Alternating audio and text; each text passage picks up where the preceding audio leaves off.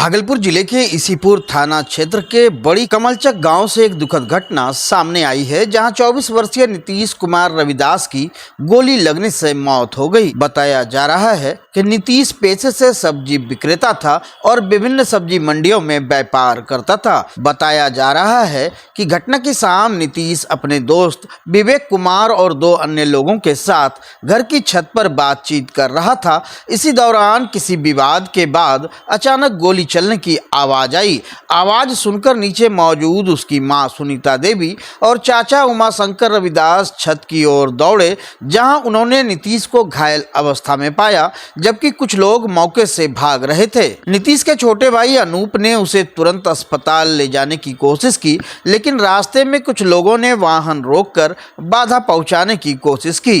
किसी तरह संघर्ष कर उसे पीरपैंती रेफरल अस्पताल पहुंचाया गया, जहां डॉक्टरों ने उसे मृत घोषित कर दिया। वहीं घटना की सूचना मिलते ही एसडीपीओ डॉक्टर अर्जुन कुमार गुप्ता और थाना अध्यक्ष चंदन कुमार मौके पर पहुंचे और जांच शुरू की। पुलिस ने आरोपियों की तलाश के लिए आसपास के गांव में छापेमारी अभियान शुरू कर दिया। साथ ही सबको कब्जे में लेकर पोस्टमार्टम के लिए मेडिकल कॉलेज अस्पताल भेज दिया है। मृतक के परिजनों ने बताया कि नीतीश की जल्द ही शादी होने वाली थी, लेकिन इस घटना से पूरा परिवार सदमे में है। वहीं मां सुनीता देवी और भाई अनूप का रो रो कर बुरा हाल है। फिलहाल पुलिस मामले की गहन जांच कर रही है। कुमार आपका बेटा था, कैसे गोली लग गया उनको? बाबू कैसे कौन मारा हम ना देखने कौन मारा। कितना देर पहले गोली लगा? 5 मिनट के अंदर बाबू। कोई आदमी जिससे झगड़ा था पहले? झगड़ा हुआ हो 1-2 दिन पहले या पहले? क्या नाम हुआ आपका? ये हत्या का क्या कारण है सर? आज शाम लगभग 7:30 बजे पुलिस को खबर मिली, बड़ी कमलचक के नीतीश कुमार, पिता का नाम उपेंद्र दास, को गोली मार दी गई। पुलिस आराम में पहुंची, वहाँ पर हॉस्पिटल लाया गया। हॉस्पिटल में डॉक्टरों ने मृत घोषित कर दिया। हम लोग प्राथमिक रूप से वहाँ पर जब पहुँचे पर तो पाया गया कि इसकी हत्या में केवल एक आदमी शामिल है। वह आदमी भी इसका जिगरी दोस्त है और वह इसके फूफा का लड़का है। हत्या का कारण स्पष्ट नहीं हो रहा है सर। दोनों दोस्त हैं। ये हत्या हुई है कहाँ पे सर? उसके घर पे हुआ है, उसके रूम में हुआ है नीतीश के। तो ये सर खाना पीना कुछ शराब वराब की पार्टी भी था क्या? पार्टी ऐसा कोई नहीं हुआ है। ऑफिसर को बुलाया गया है, चला जाता है।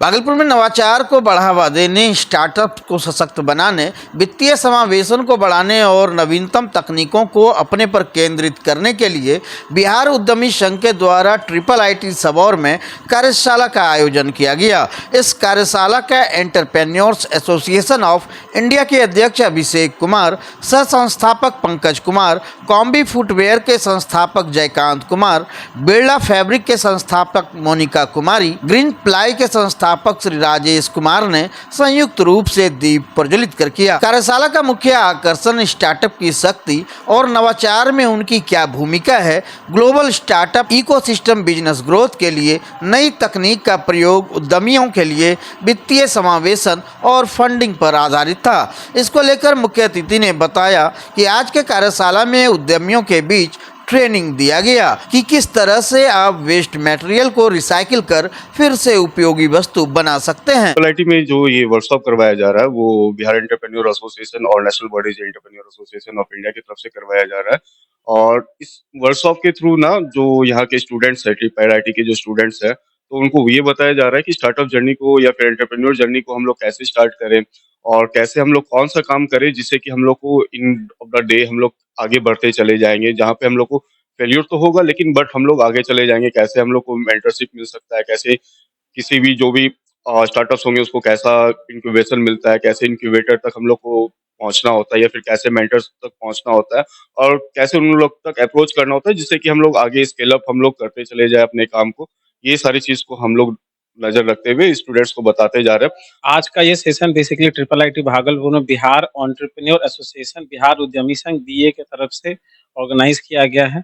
आज से कई साल पहले भी हम लोगों ने स्टार्टअप यात्रा की। ये पहला सेकंड स्टार्टअप फेज यात्रा जहाँ पे हम लोग स्टार्टअप्स और गवर्नमेंट्स की जो स्कीम्स हैं और स्टार्टअप कल्चर के अंदर में क्या बदलाव हो रहा है, क्या नई इमर्जिंग टेक्नोलॉजीज हैं, फाइनेंशियल सेक्टर्स में क्या बदलाव हो रहे हैं, इन सारे टॉपिक्स पे कवर करके हम लोग बिहार एंटरप्रेन्योरशिप की टीम, मैं Pankaj Kumar, Jaikant Kumar, Abhishek sir, secretary general of BA Monika Kumari ji, और ये सारे लोग मिलके आज हम लोग यहाँ IIIT भागलपुर के अंदर में जो नए स्टार्टअप्स है, जो यंग एंटरप्रेन्योर्स, एस्पायरिंग एंटरप्रेन्योर्स है, चाहते हैं स्टार्ट करना, उनको गाइडेंस, उनको मेंटरशिप, किसी भी तरीके के हेल्प चाहिए, तो वो ये यहाँ से हम लोग एक नया प्लेटफॉर्म बनाना चाह रहे हैं, जहाँ से हम भागलपुर और इसके आसपास के जिले के जो भी युवा हैं, जो नया स्टार्टअप करना चाह रहे हैं, उनके लिए एक बेहतर प्लेटफॉर्म बनाने की कोशिश कर रहे हैं। भागलपुर में जदयू एमएलसी डॉक्टर राज्यवर्धन आजाद ने वार्ड नंबर 33 के बरहपुरा ईदगाह मैदान में आम जनता के साथ बैठक की। इस दौरान उन्होंने स्थानीय लोगों की समस्याओं को सुना और उनके समाधान का आश्वासन दिया। बैठक में लोगों ने जल निकासी, सड़क सुधार, सफाई व्यवस्था और अन्य बुनियादी सुविधाओं से जुड़ी परेशानियों को उठाया। वहीं डॉक्टर राज्यवर्धन आजाद ने कहा कि वह जल्दी इन मुद्दों को संबंधित विभागों तक पहुंचाकर आवश्यक कार्रवाई करवाएंगे। डॉक्टर राज्यवर्धन आजाद बिहार के पूर्व मुख्यमंत्री भागवत झा आजाद के पुत्र हैं। स्थानीय लोगों ने इस दौरान पूर्व मुख्यमंत्री द्वारा किए गए विकास कार्यों को याद किया और उम्मीद जताई कि डॉक्टर राज्यवर्धन आजाद भी भागलपुर में इसी तरह विकास कार्यों को आगे बढ़ाएंगे। बैठक में वार्ड के कई गणमान्य लोग और बड़ी संख्या में स्थानीय नागरिक उपस्थित रहे। आज हम लोग अपने वार्ड का जो भी समस्या था, जैसे पानी का है और कुछ सफाई का समस्या, ये सब सुनाए हैं, जिसके कारण जो है बोली कि ठीक है, हम ये बात आपका उठाएंगे, डीएम साहब और नगर आयुक्त साहब को बोलेंगे। तो यही सब बात हो रहा है और सारे पार्षद अपनी अपनी बात कह रहे हैं और कुछ वार्ड के लोग भी हैं, वो भी कह रहे हैं, वार्ड पार्षद भी कुछ बोली हैं पानी के लिए, यही सब बात है।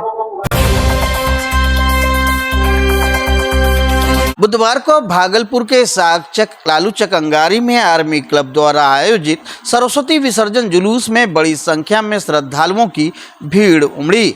पुलिस प्रशासन की चाक चौबंद व्यवस्था के बीच विसर्जन जुलूस शांति से संपन्न हुआ।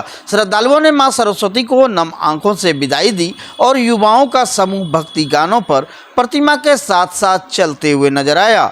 आर्मी क्लब के अध्यक्ष विष्णु यादव ने बताया कि वे लोग आर्मी की तैयारी करते हैं और विगत कई वर्षों से सरस्वती पूजा को बड़े धूमधाम से श्रद्धापूर्वक मनाते हैं। उन्होंने यह भी बताया कि 22 फीट की मां सरस्वती की प्रतिमा जिले भर में सबसे ऊंची मानी जा रही है। क्लब के सदस्य ने कहा कि आर्मी क्लब का नामकरण इस वजह से किया गया है क्योंकि कई सदस्य भारतीय सेना में अपनी सेवा दे रहे हैं। मोहल्ले वासियों ने बताया कि हर साल सरस्वती पूजा के दौरान खास उत्साह देखने को मिलता है और इस साल भी पूजा की सफलता में स्थानीय लोगों का समर्थन प्राप्त हुआ।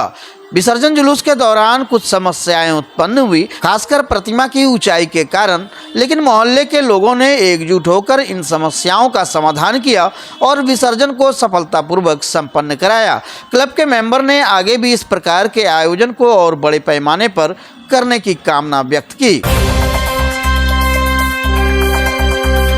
सुल्तानगंज में सरस्वती पूजा के तीसरे दिन श्रद्धालुओं ने धूमधाम से मां सरस्वती की प्रतिमा का विसर्जन किया। सरकारी और गैर सरकारी संस्थाओं के अलावा कोचिंग संस्थानों द्वारा भी इस दिन विशेष आयोजन किए गए। सुल्तानगंज के सत्संग गली स्थित मैथमेटिक्स क्लासेस के छात्रों और छात्राओं ने गंगा घाट पर स्थित एक पोखर में मां सरस्वती की प्रतिमा का विसर्जन किया। इस दौरान छात्र छात्राएं नाचते गाते हुए भक्ति गीतों में डूबे हुए थे और मां सरस्वती के जयकारे लगाते हुए प्रतिमा को विदाई दे रहे थे। वहीं थानाध्यक्ष विवेक कुमार जायसवाल ने पूरे शहर और ग्रामीण इलाकों में कड़ी सुरक्षा व्यवस्था सुनिश्चित की थी। चप्पे चप्पे पर पुलिस बल, महिला पुलिस बल और सैप के जवानों को तैनात किया गया था ताकि विसर्जन शांतिपूर्वक हो सके। साथ ही पेट्रोलिंग गश्ती भी बढ़ा दी गई थी। विसर्जन के अवसर पर छात्र छात्राओं के अलावा पुलिस बल और महिला पुलिस बल भी मौजूद थी। नवगछिया पुलिस ने 2 कुख्यात अपराधियों को गिरफ्तार किया है, जिसके पास से चोरी का सामान भी बरामद किया गया। पुलिस अधीक्षक प्रेरणा कुमार ने प्रेस कॉन्फ्रेंस में बताया कि 31 जनवरी को नवगछिया थाना को गुप्त सूचना मिली थी कि राजेंद्र कॉलोनी स्थित एक बंद मकान में चोरी की घटना घटी है। वहीं सूचना मिलते ही नवगछिया थाना अध्यक्ष और एफएसएल की टीम ने घटनास्थल का निरीक्षण किया और जाँच शुरू की। पुलिस ने सीसीटीवी फुटेज और अन्य साक्ष्यों से संदिग्ध व्यक्तियों की पहचान पहलवान की और गश्ती दल ने सोनी डेयरी के पास संदिग्ध अवस्था में खड़े 2 व्यक्तियों श्याम सिंह उर्फ कारे और मृत्युंजय कुमार उर्फ मिथुन कुमार को पकड़ लिया। दोनों को गिरफ्तार कर उनके खिलाफ आवश्यक कानूनी कार्रवाई की गई। गिरफ्तार अपराधियों ने पुलिस को बताया कि वे विभिन्न जगहों पर घूम कर चोरी करते थे और चोरी का सामान अपने किराए के मकान में रखते थे। दोनों की निशानदेही पर ग्राम सिमरा स्थित किराए के मकान से बड़ी मात्रा में चोरी का सामान बरामद किया गया। एसपी ने बताया कि दोनों अपराधियों का पुराना आपराधिक इतिहास है और इसके खिलाफ नवगछिया थाने में आर्म्स एक्ट, लूट, डकैती और कई अन्य आपराधिक कांड दर्ज है। गिरफ्तार अपराधियों को न्यायिक हिरासत में जेल भेज दिया गया। 31 जनवरी 2025 को नवगछिया थाना को सूचना प्राप्त हुई थी कि राजेंद्र कॉलोनी स्थित एक बंद घर में चोरी की घटना कारित की गई है। तो उसमें फिर अनुसंधान प्रारंभ किया गया। नवगछिया थाना कांड संख्या 35-25 दर्ज करके तो वहाँ पे पीओ का निरीक्षण किया गया। SHO भी वहाँ गए थे, FSL टीम को भी वहाँ भेजा गया, उन्होंने भी निरीक्षण किया और वहाँ पे आसपास के जो CCTV थे उनको भी हम लोग चेक लगातार कर रहे थे। तो इसी क्रम में 3 फरवरी 2025 को जब नवगछिया थाना की गश्ती टीम थी जो सरस्वती पूजा को लेकर भ्रमणशील थी, उनको सूचना प्राप्त हुई कि नवगछिया थाना कांड में जो ये 35-25 दर्ज हुआ था, इसमें जो घटना में CCTV में जो 2 संदिग्ध लड़के दिख रहे थे अपराधी, जिनका नाम है श्याम सिंह उर्फ कारे और दूसरा है मृत्युंजय कुमार उर्फ मिथुन, ये सोनी डेयरी के पीछे संदिग्ध अवस्था में वहाँ खड़े हुए हैं। तो तुरंत ही इस सूचना का सत्यापन करने के लिए आवश्यक कार्रवाई हेतु गश्ती टीम वहाँ पहुँची और वहाँ पे दो अपराधी थे। ये गश्ती टीम को देखकर वहाँ से भागने लगे, जिनको दल बल की सहायता से उसको पकड़ा गया। दोनों से जब पूछताछ की तो उन्होंने बताया कि हाँ इन लोग ने अपनी संलिप्तता स्वीकार की और बताया कि ये लोग घूम कर रेकी करते हैं और घरों में चोरी की घटना कारित करते हैं। और इसी क्रम में इनके द्वारा बताया गया कि इनके जो चोरी किया हुआ कुछ सामान है ये ग्राम सिमरा स्थित किराए के मकान में इन लोगों ने रखा हुआ है। तो तुरंत ही उसको सत्यापन के लिए वहाँ पे टीम को भेजा गया और वहाँ जो किराए के मकान था वहाँ पे कुछ चोरी का सामान जब्त हुआ, जिसमें बिहार शिक्षा परियोजना परिषद शिक्षा विभाग बिहार सरकार अंकित कॉपी करीब 100 पीस मिली और कुछ कपड़े, महिलाओं के कपड़े और बच्चों के जो कपड़े होते हैं जो कि दुकानदार के पास होते हैं, उस टाइप से पूरे पैक्ड हम लोगों को वहाँ पे बरामद हुए। तो इन लोग से जब पूछताछ की तो उन्होंने बताया कि करीब 3 माह पहले दोनों ने मिलकर जो बस स्टैंड है नवगछिया का, वहाँ से किसी व्यापारी के सामान को चोरी कर लिया था। तो वही सामान जब्त। भागलपुर जिले के खरीक प्रखंड के दादपुर गांव में मां सरस्वती के प्रांगण में भव्य महादंगल का आयोजन किया गया। इस कुश्ती प्रतियोगिता का उद्घाटन मेला समिति अध्यक्ष गुलशन यादव, मुख्य अतिथि अविनाश कुमार और विपिन मंडल ने संयुक्त रूप से किया। इस दंगल में नेपाल के काठमांडू से आए देवा थापा, उत्तराखंड के फकीर बाबा, मेरठ के सकीरा नूर समेत कई नामी पहलवानों ने अपने दमखम का प्रदर्शन किया। विदेशी पहलवान देवा थापा और उत्तराखंड के फकीर बाबा के बीच जबरदस्त टक्कर देखने को मिली, जहां दोनों ने कुश्ती के शानदार दांवपेच दिखाए। दंगल का मुख्य आकर्षण महिला पहलवानों का मुकाबला रहा, जहां एक युवा महिला पहलवान ने पुरुष पहलवान को हराकर दर्शकों को रोमांचित कर दिया। इस मुकाबले ने महिलाओं की शक्ति और कुश्ती में उनकी बढ़ती भागीदारी को दर्शाया है। वहीं महादंगल के दूसरे और अंतिम मुकाबले का आयोजन गुरुवार को होगा, जिसे देखने के लिए हजारों की संख्या में लोग बड़ी उत्सुकता से प्रतीक्षा कर रहे हैं। इस आयोजन में बच्चों से लेकर बुजुर्गों तक सभी की भारी भीड़ उमड़ी, जिससे कुश्ती प्रेमियों के बीच उत्साह चरम पर था।